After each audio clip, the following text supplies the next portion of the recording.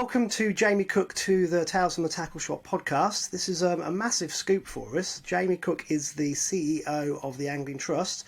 So first things first, Jamie, thank you so much for spending your valuable time with us this afternoon. No problem, Andy. Thanks for the invitation. It's taken quite some time to get you on air, so to speak.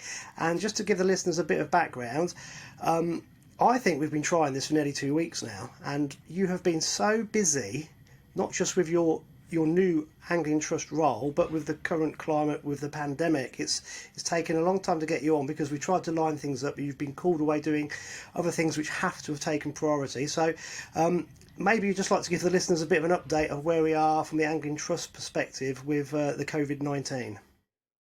Yeah, very happy to, Andy. The situation's obviously a fairly challenging one. And as the national governing body for the sport, we've been heavily engaged with DCMS, with Sport England, and directly with the Environment Agency around the advice that's being given by government. Now, we followed the route of following the spirit that the advice was given under when the government presented it and gave specific guidelines of what could be undertaken and couldn't. And then we felt it was important at that stage, because we understand the benefit to both physical health and mental health and well-being that fishing as a sport provides, to contact DCMS and just clarify the fact that as a sport we were here ready and waiting and prepared to play our part in the recovery from this situation, but also position the benefits that the sport provided. We participate in something called the CEO Forum, which is the collective groups of all national governing bodies for sports across the country. And as you'll appreciate, different sports have been completely eliminated from any participation.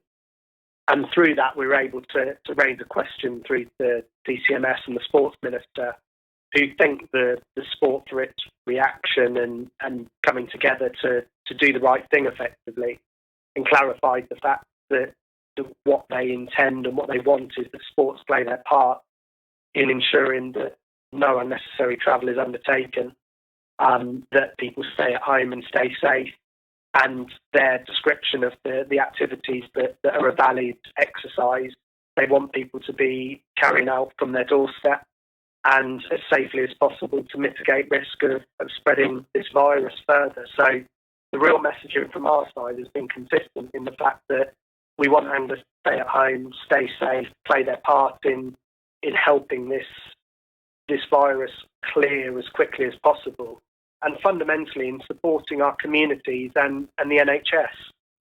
Yeah, well, I mean, you've put that beautifully, and also with your Angling Trust hat on, I can come from my run-of-the-mill perspective as well. It's the unnecessary travel. We used to have a close season in play, so we're used to 3 months not fishing. To me, fishing can just wait until we've got rid of the dangerous times with the virus. I just think of, you've got all these lovely NHS people who are putting their lives at risk every day. You've got the firemen, police, but also you've got people who work on tills in supermarkets. My local supermarket, I go in there when I have to. Obviously, we try and reduce that to the bare minimum. And the ladies that are working on the tills in there, they're stressed. You can see they're stressed because they're in the firing line, aren't they? And I think it's a case of everybody pulling together and only doing what you absolutely have to. And I'm afraid, as much as we want to get out and get onto the riverbank, I think angling at the minute is a bit of a distant memory, and it will come back as soon as we can. And I think that's just my personal perspective on it. But you've obviously got the national governing body hat on as well, and you just spelt it out perfectly. But stressful times for everybody, and I think you guys have been inundated, haven't you, with requests from people. Well, I think what I was conscious of is that, for those that don't know, my background isn't in fishing politics or in fishing governance. It's in business and in the business sector. And what I was acutely aware of was that the uncertainty and the speed of change was going to leave lots of clubs, lots of individuals, lots of members of the trade, of sole traders, who were really uncertain about what this meant to them and what this meant to the future. And so I was incredibly impressed with the speed that my team reacted to deliver our dedicated hub on our website. The front page there became, last week, a coronavirus hub, which gave all of the frequently asked questions, and we had 2 members of staff and a board member actually, who we specifically seconded across to finding and understanding and researching all of the available support that individuals, clubs, fisheries, trade members, whether they're members of the Angling Trust or not, they're part of the community, and this is a wider community challenge, that they could access and look at the options available to them. And what we're also aware of, Andy, was the fact that sometimes those individuals aren't necessarily the most proficient at filling out applications at pace and making sure that they do everything correctly. So our service was designed to make that as easy as possible for them. And Sorry, mate, to cut in. That's a fantastic thing. It's a fantastic thing to do as well. I was talking to my mate Joe last night in America, and he was talking to a guy who owns a big tackle concern in Sweden. And the guy in Sweden was really concerned that he was going to lose a lot of money and get himself financially stressed. And this is bizarre because Joe in America was pointing out the access routes that this guy in Sweden could actually access in Sweden, which amazed me. And that's what you're talking about here, is making things really visible to people. So during this time of high stress and money is going to be a major concern, you're opening it up for them by the sounds of things. Yeah, I think I've seen it enough in 2 months now in post. And as an angler my entire life, I've heard the question so many times of what are the Angling Trust doing on this, or what are they doing about this? And what I wanted to do, under coming into the organisation with big plans and big ambition, and then being hit by the flooding we've had, followed by the pandemic, is really think about, if I was on the other side of this, what would I want the Angling Trust doing to support me if I were a fishery owner? And I've got friends who are fishery owners, or if I ran a club and I've got friends who are presidents or chairman of clubs, or if I worked in the trade, because again, I've got friends in the trade, is what would I want from the Angling Trust and what would practically support me at this stage? And I hope that we delivered that over the last week and a half. And now we move into the next stage, where today we'll launch the Fishing Buzz Hub, which means the hub will evolve now into providing content which will allow fishermen who are precluded from participating through the current position and the enforced abstinence that we're all having to endure, to really keep that habit alive and keep that buzz and keep that going, and look at different resources to keep anglers engaged. And you mentioned the close season previously. I can recall all the different things I did in the river close season, but each angler's different, and it's a very broad church. So from my perspective, that hub needs to be loaded and laden with content, as it is and as it will be, and constantly evolving, to just keep anglers engaged and keep that habit. Because what we need as a community is to come out of this as strong as possible, to re-engage that habit. And I hope, and my team are working incredibly hard to ensure that angling's one of the first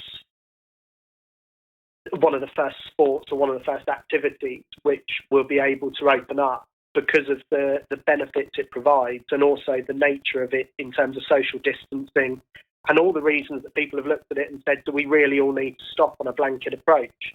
I think we've had to make a responsible decision, but that doesn't preclude us from standing there and saying quite clearly, we have a part to play in this solution, and we're ready and willing to take that part. So that's what we're working on now.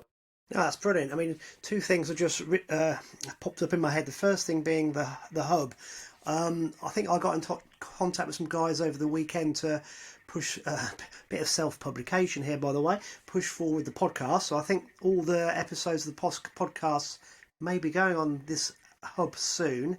And also we're doing a vlog each week, and I think that might be going on as well, which would be great. So if other guys who have got material can get in touch with the Angling Trust, is that the best way, or is it...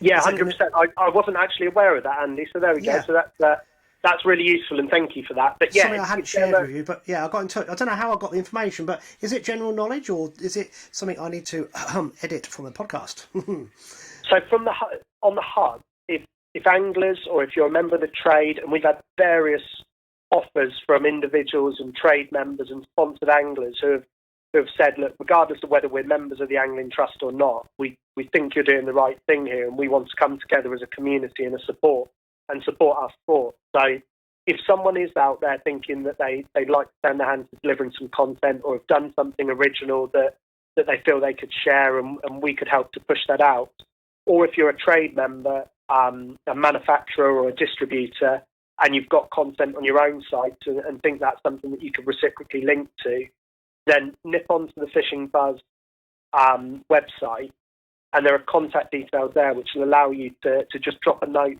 through to the production setup, and then we can position you accordingly and make sure your content's distributed in the right way to the anglers who I'm sure will gratefully receive it. That's perfect, because it's all about keeping people at home, keeping them interested, and then when we can eventually get out, we can enjoy our sport to the maximum again.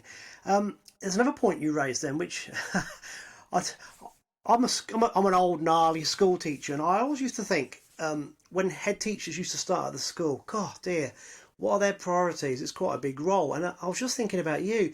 I mean, your role's not as a head teacher, it's much bigger than that. And you've had to take on board in the last 2 months all this rain that we've had, and now something completely unexpected with this pandemic. So you've obviously come into the role wanting to do certain things, but you've had a baptism of fire.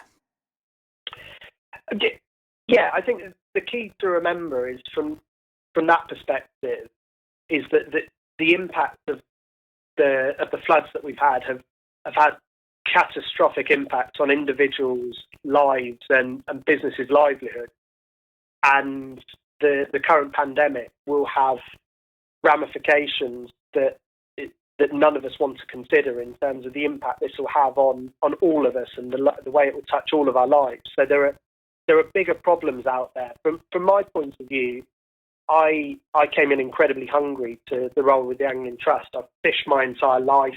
I'm a passionate angler, and I want to do something. I'm at a point in my career where I'd served my apprenticeship through business. I'd been successful in business, and I wanted to give something back and give it back to the sport that I love and that I'm passionate about. But the real key objectives for me were going back to grassroots and looking at what the Angling Trust does and how it represents anglers, because it's there for all of us. And there's a huge affiliation through member clubs. There's less in terms of direct membership than I think we'd all hold our hands up. We'd love more direct members. But what those individuals need to understand is what the value proposition is around the trust. And what my focus was re-engaging day-to-day, run-of-the-mill anglers who go out and enjoy their sport and don't necessarily feel that for whatever reason that the Angling Trust has been representative of them and their challenges. And I think that's where I set off. So I set off trying clocking up as many miles as I could for the first 2 or 3 weeks, attending every regional forum, trying to meet as many day-to-day anglers as possible, because they're the eyes and ears. They're the people that are out there doing the fishing. They're the people who are out there seeing the challenges to our sport. They're the barometers of what's changing and what needs to be done. And the message that I had for all of them was that we can only affect change if we work together to do so. You need to have trust in the fact that I can deliver that, but more so, you need to have trust in the fact that I'm listening to you and that the action that we take as an organisation is representative of our sport. And what's been really heartening, Andy, is the fact that there are numerous groups who have all got different areas of concern or campaign who don't necessarily all agree. Very rarely do all of us as anglers, if we had 10 of us at a bar all having a pint together, we wouldn't all agree on the same thing. But there are certain big issues and key areas that there seems to be a form of consensus. And from a top level, I need to harness those and get all anglers behind the things that I think the National Line Recycling Scheme say it perfectly, things that all anglers can agree on. And we need to put those at front and centre of what we all agree and stand behind. And then I think what it seems important for me to do is look at regional issues. And I know that where the podcast is based, there are specific regional issues that wouldn't necessarily be as big a challenge where I am down in the southwest and vice versa. And I think what the Trust can do is look at that top-down basis of what can we all agree on and supplement that by feeding in from the foundations and the bottom up of what do anglers need in their community. Yeah, I mean, it's an enviable task, because you've actually just hit the nail on the head. I think I think anglers are like school teachers. You give 100 school teachers the same question, you get 100 different answers. But I think there are certain key aspects that we would all agree on. Right, let's get into this a little bit. So, can you give us a bit? I always ask this of guests. Can you give us a bit of a background of who Jamie Cook is and how he got into angling? So I've quoted this a couple of times, but my dad was a fanatical angler. Grew up very close to the Kenneth and the Thames, and my mum caught her biggest ever fish when she was 8.5 months pregnant with me. I was born into the sport and absolutely loved it. I started off learning to trot a float on the Kennet or fish a waggler on the Thames. In the spring, I'd fish the local gravel pits with tench and bream. And that developed, and my dad's particular areas, he absolutely loved river fishing. And I think that's where I was born the love. And my favourite river is the Hampshire Avon, I think always will be. It's where I'd absolutely love to be at any point. And through fishing such a difficult river for specimen fish, I was engaged with the specimen community quite early on and caught some fantastic fish, which I was really lucky to do as a youngster, as a kid growing up. I had a brief dalliance with competition fishing, and to cover this from a personal perspective, my dad actually passed away when I was 14, and so I saw firsthand the mental health benefits and the well-being benefits, more to the point, that angling could provide as an escape, as a community, as a support. And I tried lots of different things there, and the competitions were something I had a dabble with. I wasn't particularly good at it, my direction then took into specimen angling, which was big roach and barbel on the river, and later became a focus for a decade or so on carp fishing. So from that perspective, I've fished my entire life, and with young kids now, as you'll appreciate, you have to sort of evolve your fishing around them. So I've taken to any time we're going out on a walk, I've got a lure rod or a drop shot rod, which I'm absolutely loving at the moment. And living down in the southwest, take any opportunity that I can to get down to the coast, and I'm really keen to develop my sea fishing in that respect. And I've done bits and pieces for bass and wrasse, but nowhere near as much as I want to. And mullet is something that I'm really excited by as a sort of a crossover species, is the fact that some of the way they fish for them are very similar to what I'd fish for chub in the winter on a river.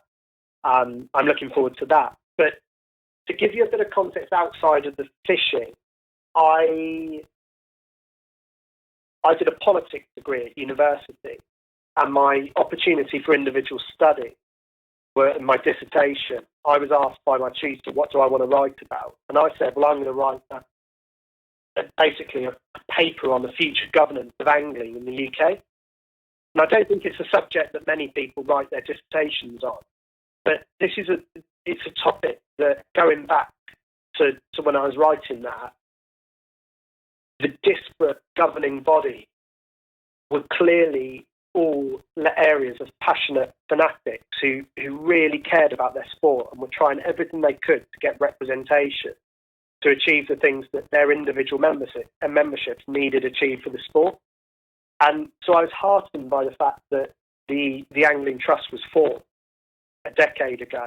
And it's quite humbling, actually, to be in a position to take on the role of leading it when it's something that, whilst I've not been involved in the politics of angling, I've had an eye on for a long time. I've had a view on for a long time.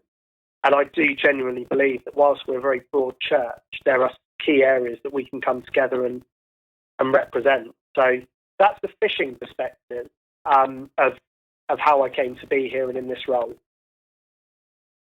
Perfect. I mean, you've got I was going to lead on to the roles of the Angling Trust, and you kind of blended into that beautifully with your dissertation, because I was going to start talking about. I did a little bit of background into the Angling Trust, because if I'm being honest with you, I don't know the nuts and bolts about it. I joined a few years ago, and then my membership only ran for a year while I was looking at the VBS side of things. So I did a bit of homework on the Angling Trust, and it's been running 10 years now, I believe, and it was one of its purposes was to be the umbrella organisation for 6 other angling bodies, and you just touched on that with your dissertation. So I believe its purpose is to give angling a united voice and be recognised with this national governing body. So it kind of like stems from your dissertation. This has come to fruition. Now I can't claim any credit for it, unfortunately. But yeah, no, my view from a politics perspective was that you need a united front, and fishing's quite unique in the fact that most sports, their governing body, individuals who participate, automatically become a member of the governing body. So if you join a cricket team or a rugby team or a football team, or you join a golf club, then part of your membership will be affiliation to the governing body. Fishing's unique in the fact that because we're licensed by the Environment Agency, that doesn't take place. So there's a lot of confusion around what the trust is and what the trust does. And when I sat in front of the board, to do my presentation on why they should give me the job, I spoke to 10 fishing friends from across different disciplines, and I asked all of them, basically, were you members of the Angling Trust? And then for the ones that weren't, I asked them why not. And I got completely different answers. And some think that they're already a member because their club's a member, so they're covered. Some people think that we spend too much time running competitions and supporting competition anglers. Others think we're too focused on environmental issues. Others think that we're too focused in... There's a myriad of different reasons why people either think they are involved and aren't, or have decided not to be because they don't feel that the trust reaches out to them. And actually, I think your case in point's a really good one, Andy, is that I've not always been a member because it didn't always reach out to me, and I didn't necessarily understand what it was doing for me. That's an incredibly selfish view, but I think it's honest. That's exactly where I'm coming from. Because I was about to say to you, I have 2 rod licenses, so I spend £60 a year on my rod licenses. And before I started doing these podcasts, I mean, I'd like to think I'm an intelligent man, but I knew very little about the Angling Trust. And in my head, I'm thinking, why do I want to spend more money on joining another organisation whereby the Environment Agency should look after all my concerns with angling because I pay them £60 a year? So I can see what you're saying. So maybe that's a good starting point for this little section, is if you could just explain to everybody the whole purpose of the Angling Trust, because I think it would educate a lot of listeners. It's a good question, and the touch on the Environment Agency and what they do, it's an important distinction because we are completely different. What's important to say is I'm the chief executive of 2 organisations, and they're independent. The first is the Angling Trust that we've touched upon. So the Angling Trust has a role, the national governing body for the sport, the representative body, and we deliver services under contract in different areas. So we work on participation and getting more people into the sport. We work on delivery in different areas of maintaining that fishing habit. We deliver competitions infrastructure, which was previously delivered under the different governing bodies of the different disciplines that now come together, and that involves us investing in international competition in terms of entries and accreditation there. And then we do an awful lot of work in terms of campaigning as well. So the advocacy for the sport in terms of giving it a voice to Parliament, to government, to key stakeholders to ensure that it's represented at the top table where it has to be for a sport of our size.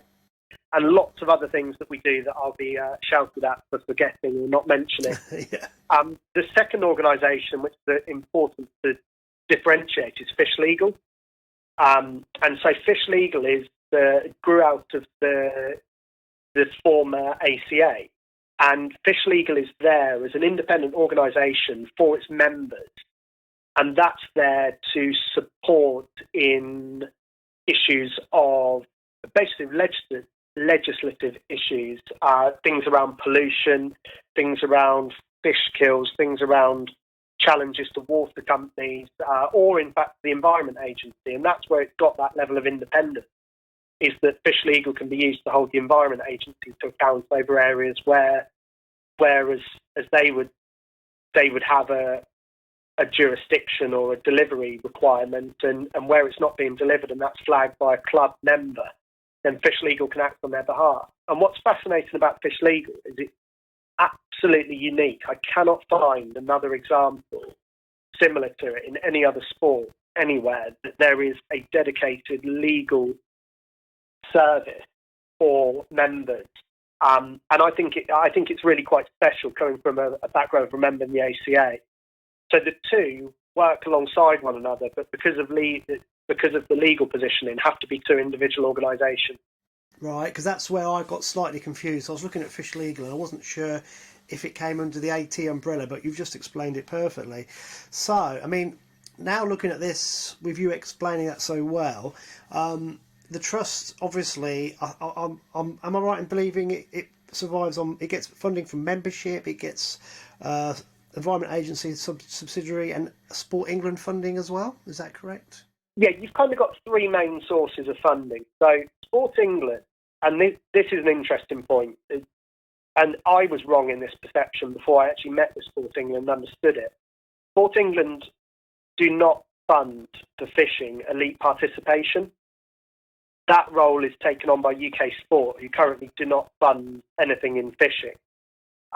Sport England fund the habit of sport and individuals remaining active and having access to do so. And then they fund things like pathways to ensure there's equal access for people who are from lower socioeconomic groups, different ethnic groups, different genders, looking at things like provision for disability, and ensure that everyone has access to participate in sport that they want to. And angling has a delivery contract which the Angling Trust deliver around maintaining that habit. And that's where a lot of the work around competitions comes in. There's a second stream, which is the Environment Agency. So the rod licence funds which the Environment Agency collect, the vast majority of that is used by the Environment Agency itself to carry out the work that it delivers, and that's a separate conversation. There are three lots, I believe, of specific outcome-based delivery that the Angling Trust is contracted to deliver, and that's one of the routes of funding. And then, so you've effectively got a series of members of staff who are employed by the Angling Trust under contract from the Environment Agency to deliver those specific outcomes for them. And then the third area is membership, and that's the area where I think that we've got scope to grow the relevance of the organisation significantly, because where we're quite well engaged is on the club side, the club membership and fishery and riparian owners. From that perspective, there's a significant level of value seen in what the Angling Trust deliver. And the second side to that is the individual membership. And that's where I think we've got more work to do, as you and I are exhibit A and B, in the fact that as lifelong anglers, passionate anglers, sitting in the seats that we're in, haven't always thought that the first thing I need to do is join the Angling Trust. And that's where I've got a job to do, because my background in media, running teams in a marketing perspective and having commercial teams, is that I understand that we have to develop a coherent value proposition. And that proposition isn't going to be the same for every individual, because we're all different. But what we need to do is ensure that the anglers see the Angling Trust touching their aspects of the sport positively, that they feel that they've got that route in to be able to engage with us, and that we are taking on their concerns and then acting upon them for the good of the sport. And if we can start to break that level down and ensure that people understand that's what we're here for, and that we're not running for our paymasters here, there and everywhere, the more membership income we've got, particularly focused around individual regions, the more autonomy we've got to act and invest the money that our members have invested in us in regional projects that we completely control. And it's that virtuous circle that we're trying to break at the moment. But the perception is one that I didn't necessarily fully understand until I came into the role. Yeah, I mean, what you're outlining is a really massive task, and having spoken to you quite a few times now on the phone, I think you'll get there. But it's going to be a very, very big job to get everyone seeing this. But this is the starting point, is doing things like this, I suppose, as well. But I'm just thinking off the top of my head, membership wise, I should imagine most of the members are actually match anglers at the minute. Is that correct? No, it's not. Again, it's a perception, because you've got because the way that the competition scene works, and there are a series of competitions where angling trust members are allowed to fish them. There's an aspect that there's a perception in competition angling that there are more competition anglers than anything else. That's not quite the case. I haven't got the specific stats in front of me, I'm afraid, but it's not the case. It's not the biggest proportion of anglers that join the trust, but it is a significant proportion. Yeah, I mean, okay, because being purely a predator angler, obviously, I'll be perfectly honest with you. This is only the last 2 or 3 years I've been thinking about this, and you think, wow, what benefit is it going to give to me? But you've already pointed out several bonuses already, and we'll touch upon local aspects in a minute, which obviously the Angling Trust can help out with greatly as well. And I'm now starting to see the benefit of being a member, whereas even before this phone call, I was struggling a little bit, if I'm being honest with you. So this is really good. If you just keep looking at the match scene at the minute, can you just explain to listeners how there's several big national matches that are associated with the Angling Trust? I think Fishermania is one of them. Is that correct? Yeah, that's correct. And they got Winter League. Is that another one? Yeah. Yep. So what involvement does the Angling Trust have with all these matches? What role does the Angling Trust take within it? So they're all slightly different, actually. Winter League's our competition that we run. And it's probably worth, Andy, if you don't mind me, just giving an overview of how the competition structure works. Because I think, again, there's a perception, I'm acutely aware of it, being an angler and coming from outside of the trust. You're not talking to a lifer here. I've heard the conversations from outside as well. I think there's a perception that effectively we run competition to underpin lots of the other things we do financially. But that's not the case. And actually, the competition side and the administration and delivery of competition, if we take this year just gone, for example, and we're speaking at the end of the financial year, has actually made a small loss, hasn't developed a surplus. Now, if it does develop a surplus, that's invested back in. But to take your question specifically, Fishermania is a slightly different one, and the fact that it's a matchroom competition, matchroom multi-sport run it, and we sell the tickets for it, we promote it, we deliver the stewarding services effectively under contract again. And so Matchroom and the Angling Trust have had a long-standing and very positive relationship, and we're working with them at the moment on plans for Fishermania 2020 and ensuring that can be delivered as Sports Blue Ribbon event at a suitable date with the qualifiers that are required to make it the event that everyone wants to fish. And every competition angler I speak to tells me that's still the big one, regardless of anything else. That's the one they want to win. When you look at the other areas of competitions, we do various things. So if you take, for example, the flight side of things, the game side, there are qualifiers for the national teams. You take something like the Division 1 and Division 2 nationals, there's a full infrastructure around that. But one of the areas that I'm keen to improve upon, Andy, is challenge that perception, because you said there's a big job to do and we'll get there, but we'll only get there bit by bit. And I think one of the things we need to do is ensure that every angler who's entering one of those competitions does so comfortably that us as an organisation are entirely transparent.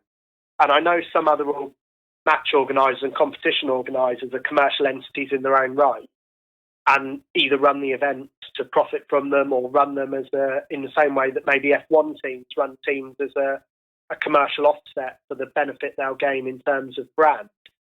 The Angling Trust don't have the facility to do that. So what we're really doing is we run them because it's a key function of the national governing body to have high quality competition, but also to maintain that habit of fishing that's so important to us and also to the Sport England investment in our sport. So I think one of the key areas for me in competitions is going to be around making sure that transparency is greater than ever.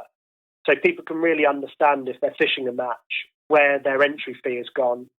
Clearly their pool fee, we know that that's isolated and that's what they're paying into. But so they've got an understanding of where our costs go in terms of things like venue hire, peg fees, prize money, trophies, paying stewards. And then the other areas, that competition infrastructure that will go into for things like ensuring the national teams and making sure that they can function. So there's a lot to it, but I think that transparency would really benefit us. And I've spoken to a number of people in the competition sphere who have certainly said that would be very welcome and applauded. So that's something that I'll be focusing on for competition.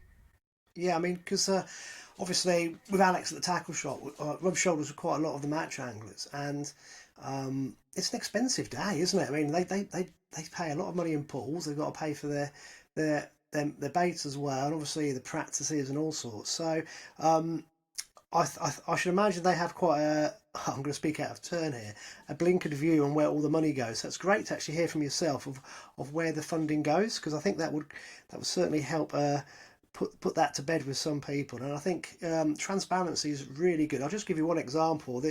Our local regional environment agency, it's the Great Ouse region. They're incredibly transparent with the call outs they have and the incidents they attend. And local anglers at first were a bit, they haven't attended many, but over the last year they've been very transparent with their outcomes.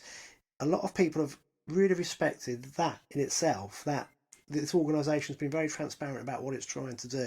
And I think once people can see what's happening, they start to understand it.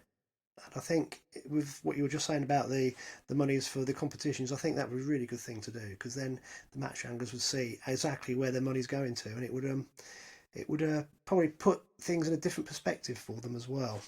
Well, Andy, you and I both know everyone's entitled to their opinion, and opinions are hard formed as well, and they're generally formed from personal experience. And all I can do now is influence the future personal experience that those anglers have. And so if I'm being told that actually we don't necessarily know where that money's going, what's happening with it, we don't necessarily see it as transparent. My first question was, well, what do others do that's better?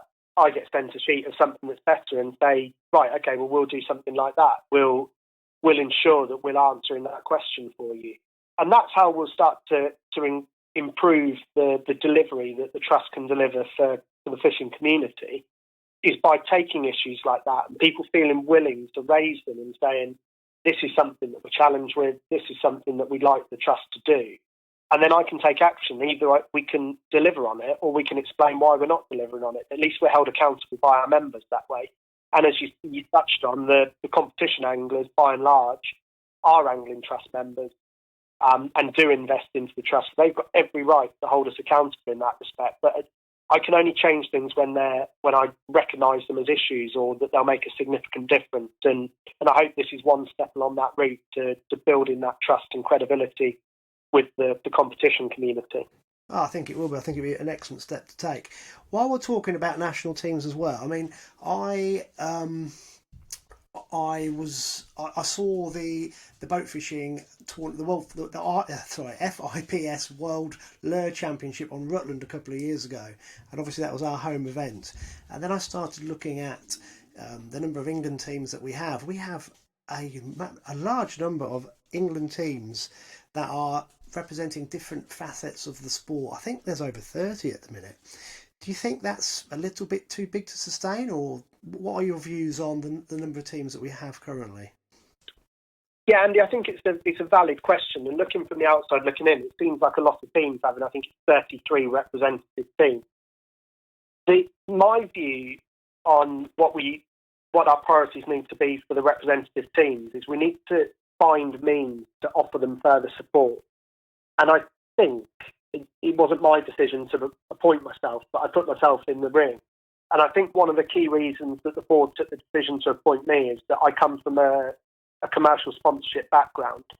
And I think there are various ways in which we can sell the sport of angling outside of the sport. So rather than going for the trade internally. I think the trade have got a massive role to play, and I'm really looking forward to working closely with Andrew and the ATA on actually building the size of the market and promoting fishing outside of fishing to show people why they should come in and try it. But in terms of gaining commercial sponsorship for the representative team, I think we need to be looking outside of the sport at people who want to tap into the audience that we are as fishermen, the communities that we are as anglers. And it's certainly an area I hope to be able to develop for the Trust, because it's what my career has been built upon. In terms of the number of teams, there are nuances I didn't necessarily understand around the difference between one team and another and why they're representative accordingly. And it's certainly something that I want to make sure that selection is fair and transparent by working closely with the team managers. But that's probably one of the areas, if I'm completely honest, that over this first 2 weeks, whilst I've started to get my head around it, I haven't moved forward as far as I'd like to. But once we clear the current climate, it's certainly heavily on the agenda to look at our investment in supporting national teams and what we can do to give them stronger infrastructure and more support. Yeah, that's going to be a biggie, because I remember when I was a youngster, crikey, a long time ago, it was, I think we had the match fishing world championships were on the Trent at one point, then Home Pierpoint, I think, was the last time we hosted the World Championships. So, I believe so. Yeah, it'd be interesting, because that really, in my head, you've got to start with the blue ribbon event, so to speak. So that match fishing team is the one that would probably need to get going again quick. Well, it is going, but you know what I mean, with the external sponsorship again. So that'd be really good. Okay, right, now you know this one's coming, because I'm an old fen boy and have been fishing the fens a long time. Something that's really high on the agenda that we have in the fens is poaching and illegal fish removal, and particularly with the pike fishing over the last 15-20 years, more so the last 15 years, it really has started to take a nosedive, and we've constantly found fixed lines, dead lines, seine nets, gill nets, and so forth and so on. So obviously we've had this ongoing engagement with the Environment Agency, and we're getting pretty good now at phoning through to the hotline and calling in any offences that we see. One of the things that has been a little bit of a political hotbed locally has been the VBS, the Volunteer Bailiff Scheme, and obviously that's part of the Angling Trust, one of the Angling Trust initiatives. So obviously new into the role, looking at the VBS, it's been going for about 5 years now, I believe, and I think if I was speaking broadly from all the anglers locally, we've kind of not really seen much of an impact VBS wise. So I'm just talking to you generally, really. What's your take on the VBS at the minute, and where would you like to see this going in the future? The VBS it has been widely, and it's interesting that on a regional basis there are challenges around it. It's probably one for us to discuss offline and off recording for me to understand it better. But the VBS was set up, I think you're right, 2015. It's Environment Agency funded and led, and really as a support network for the fishery enforcement officers. And in terms of feedback from them, it's been incredibly positively positioned and positively received, with the amount of voluntary work, the number of volunteers it's engaged, and the amount it's delivered in terms of patrols, in terms of hours of volunteering and reports they've received. And the feedback that I've received so far from the agency is that the quality of submitted reports and the focus of them has been really beneficial to ensuring that the fishery enforcement services that the agency have themselves can act appropriately and focus the resources that they have. Where I think it's raised the profile of regional crime is in operations like Leviathan and Traverse, where they've joined up with local police forces to ensure that there's a connected view. And so, from my perspective, coming into the role, I was quite heartened by the existence of the VBS, because as an individual angler, you often have more. You actually want to have your collar felt. You want to ensure that people are patrolling the waterways and that your community waters are being protected. And I think where there's any more that we can do as a community, whether that's through the VBS directly with the Environment Agency, or as you have in the Fens, I believe, through an active group of further volunteers and individuals who are passionate about the sport and the environment. I think all of that has a part to play. But there's also the aspect, and I understand it's a regional issue there, of education. And within the Fisheries Enforcement Services, you've got the Building Bridges campaign, which I know has been requested to be mimicked and copied by numerous other sports as something that's groundbreaking in engagement into communities.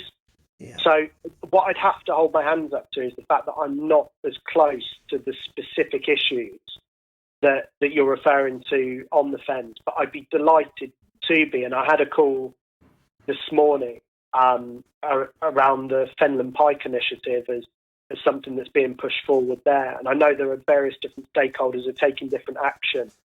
So it's certainly something I'd be happy to have a further look at. But I hope that answers the area as best I can in the time I've been in post. Yeah, I mean, I'm firing some difficult questions at you, if I'm being honest with you. I mean, I think we've got, what's quite interesting here is, I mentioned it before, we've got the Great Ouse catchment of the Environment Agency, who are incredibly proactive. They're really good.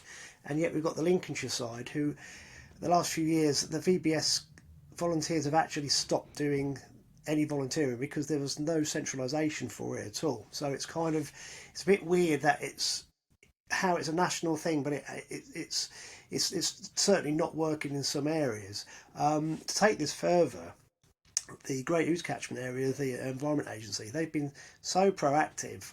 I think I'm right in saying they've now actually got 3 guys about to go through to the phase 2 part of the VBS, which is really good news because phase 1 can basically be done by anybody anyway. It's no great shakes, but the phase 2 is really important because that gives the volunteers enforcement powers. So in my mind, if we can push forward phase 2 through these volunteers, it's got to be good news because it increases the amount of enforcement officers literally on the ground. So I think my part of the Environment Agency that I live around here, and Kai Jerome, who we have a contact with, has been very, very very good at publicising and pushing these things through.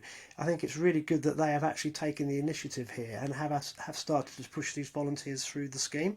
So that's one positive that is coming out of it. And I think local guys would like to see that happen a bit more if possible because it's been 5 years now in the offing, and while that's good news that phase 2's now come in, it seems to have taken a bit longer than it should have done. So, but again, that's out of your remit really, and not really fair for me to ask you that one.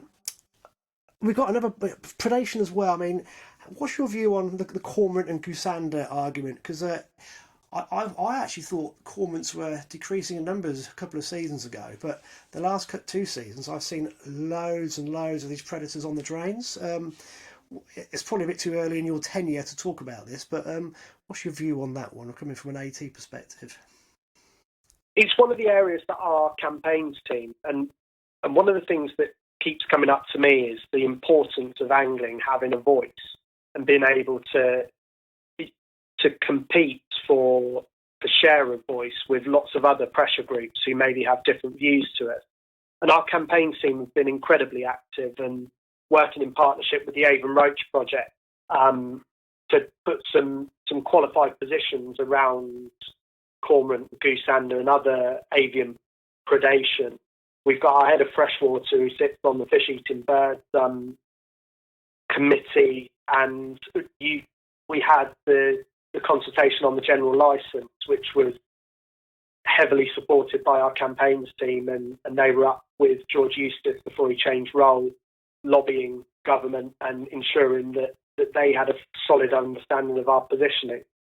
So there is science to suggest that there are significantly more overwintering pairs of cormorants in particular. inland than there ever were historically. And that's why the importance of considering it on the general licence is critical, because it's not something that's going away naturally.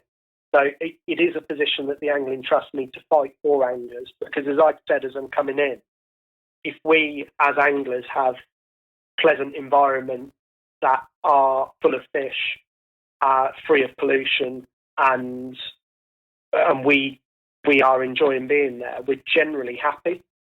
Things that challenge that, that's where the Angling Trust's campaign side can come in to give each individual angler a voice.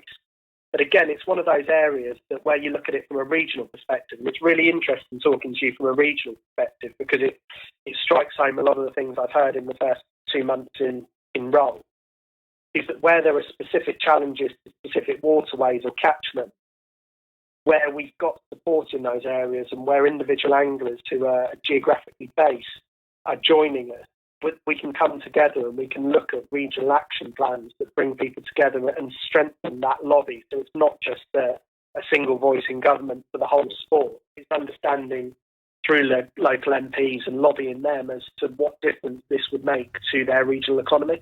Yeah, and that's. I was just thinking about that. That phrase keeps resonating in my head as you keep saying it, and the more you say it, the more it makes sense to me, which we'll come on to at the end. We could keep going on about predation, but I want to touch on one more thing that I think is absolutely vital. Now, I think I told you, I didn't have told you on the podcast or before, that I'm a school teacher. I've been a school teacher for a long time. And one of the things I've tried to do through school is get the children involved in fishing. We know we've got generations who like to go on the social media and on the PlayStations and whatever, and there are so many challenges for youngsters because there are so many things for them to do. And also, we haven't got the traditional families as much as we used to. So there's not a lot. Sometimes for some children, there's not the support from home to actually get them to venues. So I would think one of the major challenges for you guys is really to try and get fishing trendy again, get youngsters back into the sport, and really try and promote it. I mean, this is a massive question. What are your initial plans about trying to get youth back into the sport of angling? It's an area we've done an awful lot in. It's another one of those that from the outside you just don't see the work necessarily. So the Get Fishing campaign, isn't it, is an AT-run campaign that engages juniors. And I don't know the specific stats, and I should do, I'm afraid, of how many juniors we've introduced to fishing over the last 2 years. But it's a significant number, and I'll find that number for you and relay it so that maybe you can overlay it at the appropriate time. But we do a huge amount of work through clubs on participation, on delivering the Get Fishing scheme, and then we've got further partners. So we resource the Canal and Rivers Trust, their participation routes. The Get Hooked on Fishing scheme is also funded through the Angling Trust. So we do a huge amount in that respect. But one of the areas that I think you've touched upon there, and you use the word trendy, is that we can always look at slightly different ways of doing things. And that, as you'll understand as a predator angler, the proliferation in lure fishing, short session, accessible fishing, there's no reason that every individual who comes in to fish has to catch their first fish on a waggler or a whip with a single maggot, and it has to be a small roach or a perch. There are different ways of us to engage different demographics in what is interesting to them. And actually, that short sharp, close to home in urban conurbations where you can go out with a box of plastic or rubber lures and catch fish on a short session and not necessarily have to run the long sessions with huge amounts of kit and whatever else, make it accessible in a slightly different way. And where I'd like to see us increase our impact, and I'll be working with the teams to do so, is looking at opportunities to build on what we do with lower socioeconomic groups, those with chronic illness or disability, of engaging communities that are close to the marine environment, and how we can leverage further opportunities for people to get into sea fishing and to start that passion from an early part in their life through a resource that is effectively on their doorstep with where they live. And I'd like to do more in that area, but it's something we do a lot of work in that, again, because of the disparate nature of the delivery vehicles and mechanisms, which all play their part, it's not necessarily something you can put your finger on and say, I didn't know the Angling Trust did that. Yeah, I mean, one of the I've got friends in Sweden, and I'm linked to a lure company out there.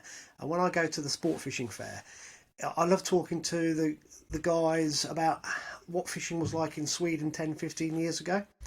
And they all tell me the same story, that it was viewed as just old men fishing, and it was badly supported. It wasn't seen as a nice thing to do, and it was dying. And they turned it round. When you go to the sport fishing fairs now in Sweden, there are literally thousands upon thousands of people there. There's youngsters, there's families, there's ladies who go on their own. It's just broadened the whole thing out. It's become really trendy to go fishing in Sweden, and a lot of this has actually been the lure fishing side has just taken off incredibly over the last 10, 15 years. It's very clean. You don't need lots of stinky baits.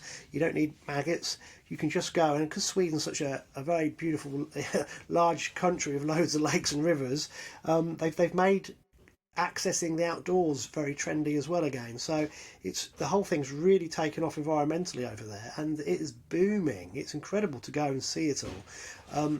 Obviously, we haven't got the space here as they have in Sweden, or even such of the natural beauty that they've got over there. We have got some places, but it's just interesting how they managed to take this and really push it, and it's taken off. It's some of the anglers over there are nearly as famous as film stars. There's one or two that I know, and they're just absolutely besieged by people for the whole weekend at these fishing fairs. It's incredible.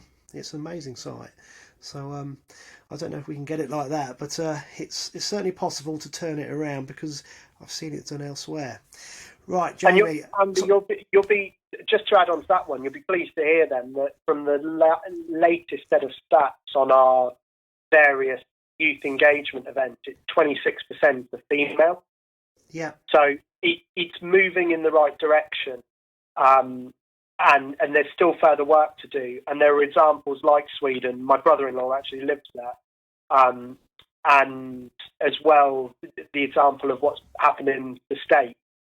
And there are different parameters, different restrictions. They're different countries. But one of the things that consistently happens is the trade work very closely with the governing body.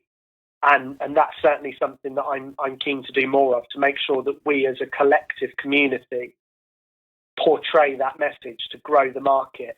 It's not about market share, it's about growing the size of our market and looking at a sustainable route to continue to grow it. And I think you're right. I think lure fishing is a really interesting area where we can do more, and I look forward to working with the trade in that respect to implement some of those ideas here.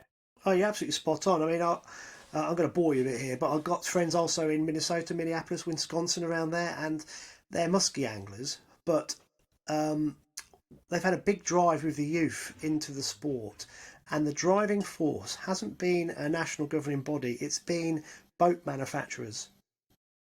And what they've done, they based the open days, open weekends around, you can imagine America, they've got the big showrooms of the fishing boats. And I can't remember the name of the company in particular, but they've taken hold of this and they've used it as one of their objectives. And the whole weekend is based at the showroom. So Commerce has taken a lead role in promoting angling within the muskie world. It's fantastic. It's just over the last 4 or 5 years, they've had so much youth involvement in the sport because of this this input from the trade. And I think you're right. This is the way it has to go. We can't just rely on national governing bodies to continue to promote sport within the country, because it's unsustainable. So that's a really interesting point. Right, Jamie, I have taken loads of your time. You have spent nearly an hour with me, but before I let you go, I've got to ask you a question that I asked you at the beginning, and I'm gonna half answer it from my perspective, and that is, why should I join the Angling Trust? So in the time that I've been speaking to you, in my head, it keeps coming back that how can I ask the Angling Trust to fight my corner locally in Finland if I'm not a member? And I think that's what I've learned from my conversation with you today, is that as a guy that's born and bred in Fenland and loves the Fenland pike fishing, I can't really call upon the Angling Trust help unless I'm actually a member, because like you said, the Angling Trust needs to feed into regional issues to help out. So my question to you would be, why should the average angler join the Angling Trust? Andy, I think it's a good question, and I think your summary of it's really appropriate in the fact that if you strip everything back, the Environment Agency deliver services based on rod licence sales, and that's what they do, and that's their role within the grand scheme of our community. What the Angling Trust can do, if supported, is act on behalf of its members. And if members can come together, be they through clubs or as individuals, and raise the issues that we need to address, and you can hold us to account to fight on your behalf for the things that need to be achieved to improve and sustain the sport moving forward. So where I make I think the distinction is really important. What I'd say is anyone who's interested in ensuring the future of this sport for themselves, for their children, wherever it may be, and is looking at other sports and saying, well, they do a lot more than us, they do a lot more than us, they do something different. Just bear in mind that the sports are different, the funding models are different, and when you buy your Environment Agency licence, you don't join your governing body. And by joining the Angling Trust and investing that relatively small amount on an annual basis in supporting us, you become part of that solution to improve the sport and invest in the sport. But you also have a voice in how we do that. And what we're certainly not, and what you haven't got, is you haven't got a huge level of bureaucracy, as I'd heard lots of places. You haven't got lots of people who aren't interested in fishing. You've got some passionate anglers and people who are passionate environmentalists who want the same as general anglers want and want to help achieve that. So if you want to get behind that, I'd be delighted to have people from Fens or from the surrounding area and listen to the podcast. If they've got questions for me, they can direct them to me or to my team. But I'd be delighted to have you on board. Give us a shot, hold us to account, tell us what you want us to do and how you want us to act on behalf of the sport, and then take a view from your own perspective when you do a little bit of research on what has the Angling Trust actually achieved in the background that lots of us didn't know about. And my view and what I'm here to do is help the trust and the sport communicate to individual anglers the good that we're doing, the good that we can do if we all come together, and just how crucial that support is now more than ever, at a point when the benefits that angling provides are so well known and so far reaching. After a period of sustained isolation from the sport, we have to ensure that we maintain that habit. We have to help grow the sport to allow more people to engage with what we love doing as individuals. And if you're keen on doing so and you believe that's the right thing to do for your sport, that's why I support the Angling Trust. Yeah, I mean, you've given me chapter and verse then, which is brilliant. It's basically, in my head, you can't complain about something unless you're a member of it to do something about it. You've got to join in to be part of it. So I think this is really why it's certainly spelled it out for me today. It's be part of the Angling Trust and then ask the Angling Trust the questions. It's vital. Jamie, you have been an absolute superstar, because I know that you are incredibly rushed off your feet, and we've managed to squeeze this in between your incredibly busy working day and weekend. Is there anything else that you would like to ask while I've still got you on air? I really appreciate you following this up, and sorry it's been a bit of juggling to fit it in. We're inundated at the moment, and yeah, all I would say to the listeners there is, if they've got questions, head towards the Angling Trust site and the new Fishing Buzz site that'll go up, and please feed into it. We represent a community. And what that doesn't mean is that we're sitting in an ivory tower making decisions. We want to involve you in the future direction of our sport. So do reach out on a regional basis to the representative, and do reach out to us as an organisation through your clubs or as individuals. And I look forward to working with each and every one of your listeners, whether it's through their clubs or as individuals, to drive this sport to the bright new future I genuinely believe it has. So I'm sitting here in the man cave. It's a Tuesday evening, the 31st of March, and I'm just trying to bring the podcast to an end. I've tried to FaceTime Alex at his tackle shop. Unfortunately, it didn't get through to him. He is probably up to his neck in it at the minute. He has had an incredibly busy week, so if I don't get a chance to speak to him in the next hour or so, I'm afraid you guys are going to be left with my dulcet tones just to finish the podcast off. So today's been amazing day really, because we managed to get Jamie Cook on. As is always the case with these things though, certain things tried to upset the apple cart. The phone line was just absolutely awful, so I'll try to make that as pleasant listening as I possibly can. So apologies for the audio quality in places, but I'm afraid that's unavoidable at times. And ironically, when I FaceTime my guys in Sweden or America, it's as clear as bell, so that's just typical.